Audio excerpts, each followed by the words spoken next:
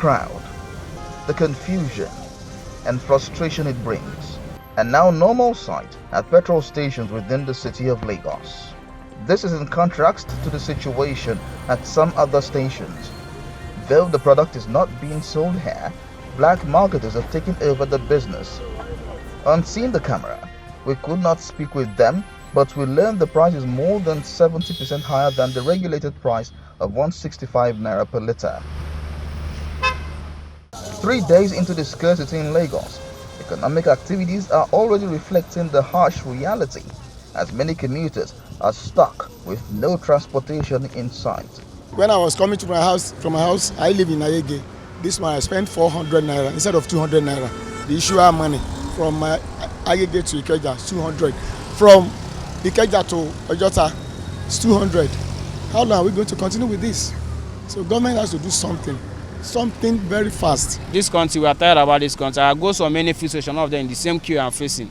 So I've been in the one on Ikeja, the same thing. So what we are seeing now is like no fuel, or they open up, tell us there is no fuel, then we know there is no fuel, we'll go and park our car. For years now, scarcity of petroleum products have become a mainstay in the life of the nation. There is widespread belief that the frequent scarcity is a ploy to further increase the price of the product. I've already used almost 1.5 hours here now without seeing anything to buy. I want to buy fuel for my car. There is no drop of fuel in my car now. Since the emergence of Delta State Governor Ifeanyi Okowa as the running mate to the PDP presidential candidate Atiku Abubakar, there have been reactions from all quarters. Some people even insinuated that the governor betrayed the southern part of the country by agreeing to be the vice presidential candidate. But at this press conference, Delta State Commissioner for Information puts the record straight. Nobody has betrayed anybody, because there are rules governing this country, and none of them, to the best of my knowledge, has been breached by the decisions of the flag bearer of our party, and also the decision of our governor to accept that position. That is a recognition of our dear state and the many milestones that were recorded in the last 7 years running. And because the moment people continue to push this agenda of Southern presidency, Northern presidency, we're only ending up dividing our country and widening the gap that today exists on account of the maladministration of the APC-led federal government. Another issue of concern to the Delta State government is the 25 billion naira Central Bank of Nigeria loan to farmers in Delta State, which the State Assembly approved. The spokesman to Oviomo Agege campaign organization thinks otherwise about the intention of the state government to assist its farmers to boost yield. The CBN has a facility to assist a number of persons across sectors.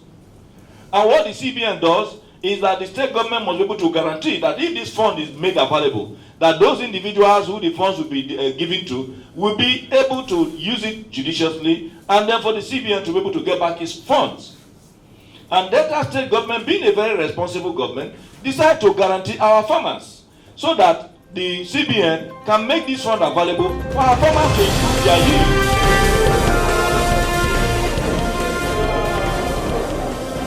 Determined to remove any form of ambiguity from the Electoral Act, the House convened an emergency sitting in May to amend Section 84, subsection 8 to enable statutory delegates participate in the congresses and conventions of political parties.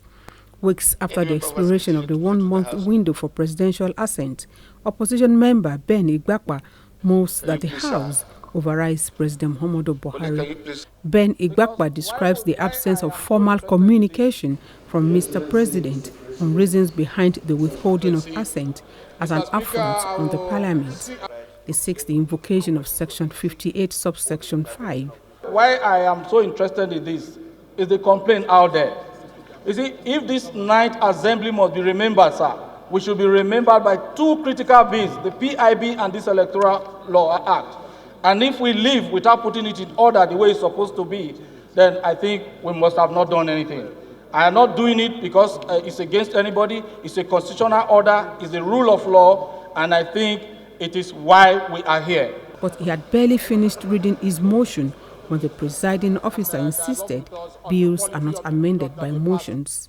What you are supposed to do is possibly to ask the rules, if you are interested, write to the Speaker